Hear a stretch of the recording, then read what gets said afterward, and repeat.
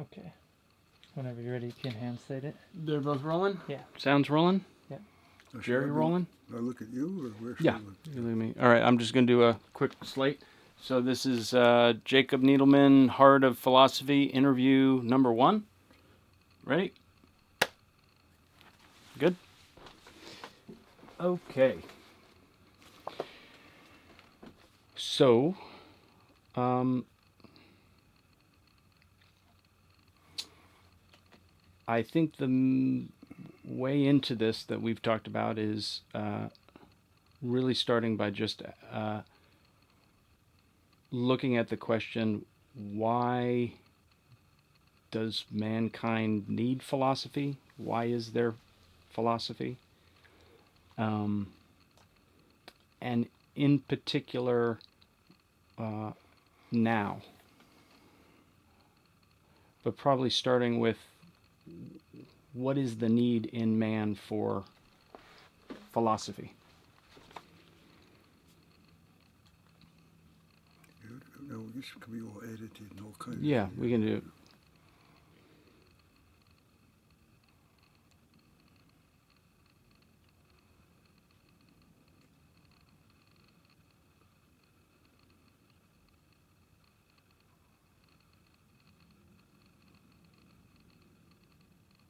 Well, in the ancient Greek view of that, and Aristotle formulated in a way that's more or less been accepted and influential, is that we're born, a human being is born with a need to understand, with a wish to understand. That's part of our nature. And it's also been said that philosophy has to do with the sense of wonder. Now, those two things, and there's a third, and maybe even more, which doesn't come explicitly so much from our Western tradition, but from more explicitly from the East. And it has to do with the origin not just of what we might call philosophy, but of religion in the deepest sense of the word. And that third motivation, which is to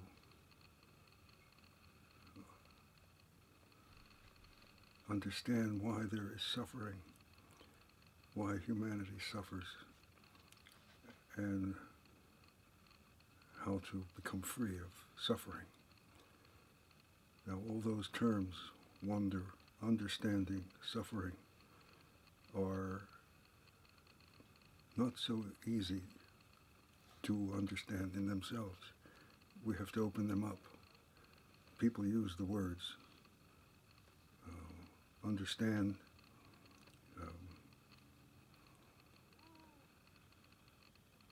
wonder, and suffering.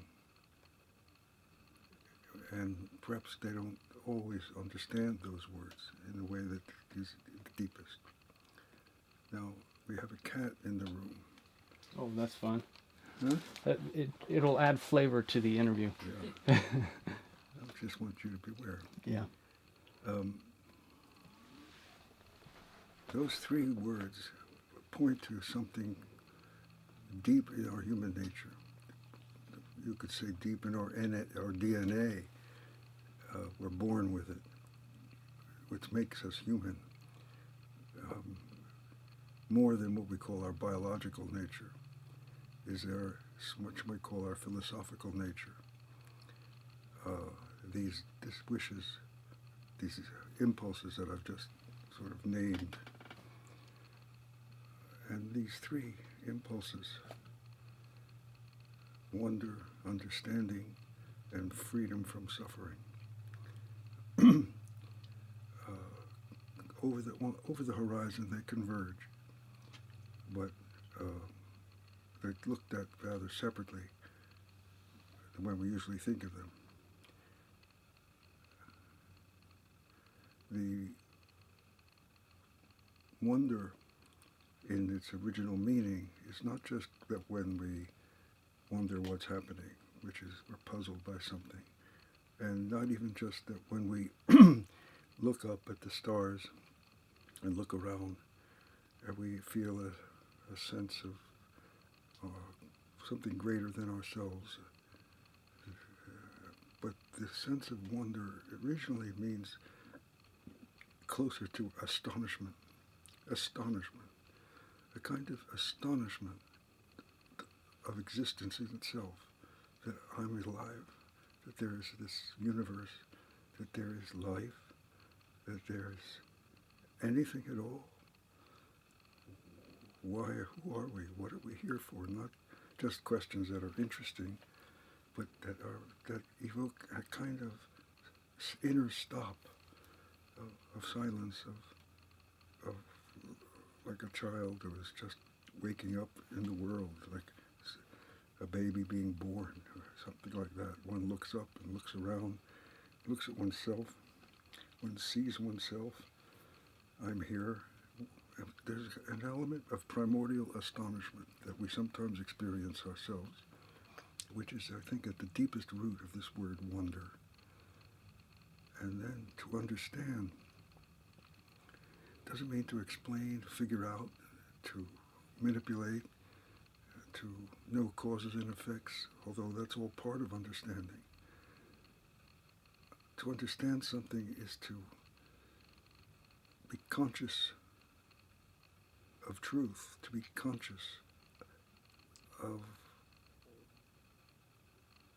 reality, and to have awakened in oneself the reality in myself that can understand. In other words, it's not just that I, this little man, wishes to explain, figure out, and survive by looking around and looking at the patterns of the world and being scientific or whatever. It also means that I need to awaken the deeper reality in myself that mirrors, reflects the external reality that I see in all its elemental principal forms. So at its origins, philosophy is the part of the impulse of remembering what I am, what I really am. That means that something that I have forgotten and that I need to come back and search for in myself. I'm astonished, and yet I'm astonished also at the fact that I don't know who I am, I don't know what I am, and I wish to participate in this greatness, and I wish to also become what I am meant to be in myself.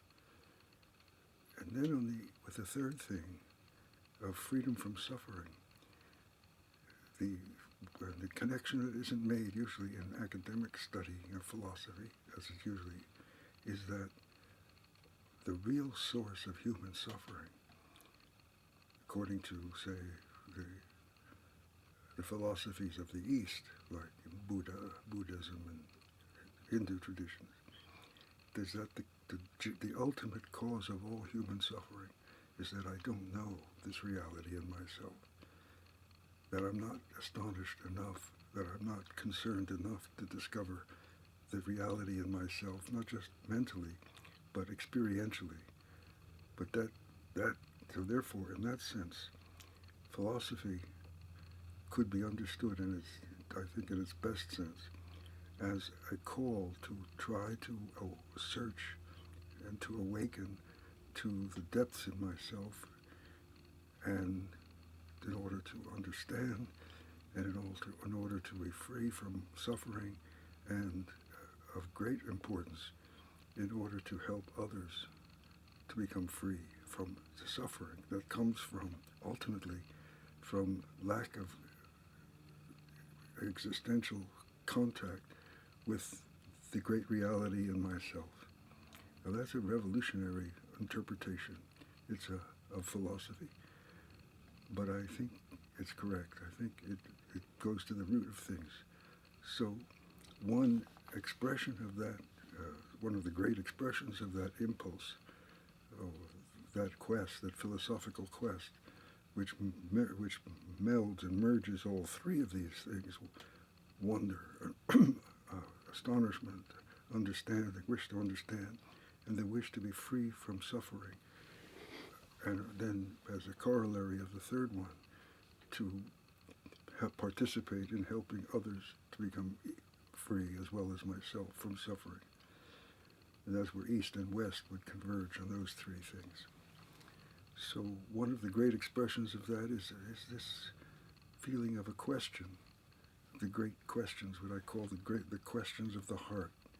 This is called the heart of philosophy. Well, at the heart of philosophy are what we call the great questions of life, of meaning. Why am I here? Does God exist? Why is there suffering? What can we know? What ought we to do? Is death the end? These are the questions which require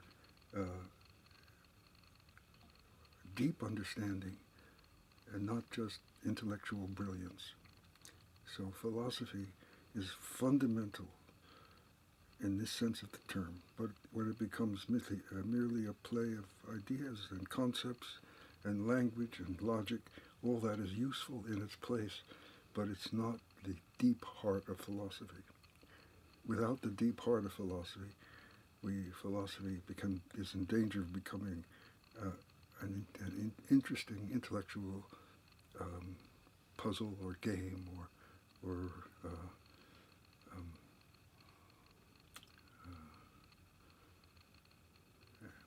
merely intellectual exercise.